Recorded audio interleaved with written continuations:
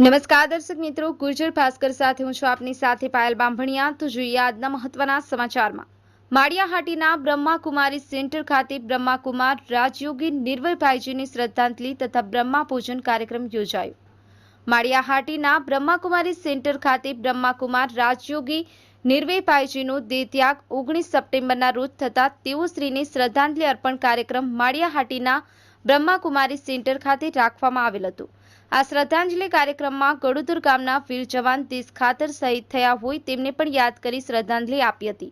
આ શ્રદ્ધાંજલિ કાર્યક્રમમાં બહોળી સંખ્યામાં ભાઈઓ અને બહેનો હાજર રહ્યા હતા અને પુષ્પાંજલિ અર્પણ કરવામાં આવી હતી।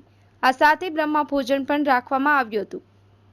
Bureau report, Gurjar Bhaskar news, Ramesh સત્યની સાથે। ઓમ શાંતિ।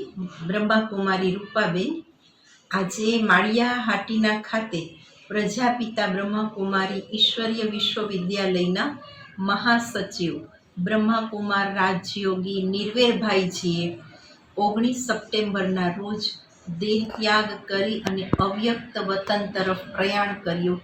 એમના અંતર્ગત માળિયાહાટીના બ્રહ્માકુમારી સ્થાનિક સેવા કેન્દ્ર ખાતે શ્રદ્ધાંજલિનો કાર્યક્રમ અને ખાસ બ્રહ્મા ભોજનનો પણ પ્રોગ્રામ રાખવામાં આવ્યો, જેમાં મોટી સંખ્યામાં માળિયા અને આસપાસના પાઠશાળાના ભાઈ બહેનો તેમજ શહેરના અગ્રણી નાગરિકોએ વિશેષ ઉપસ્થિત રહી અને શ્રદ્ધાંજલિ અર્પિત કરી। ઓમ શાંતિ।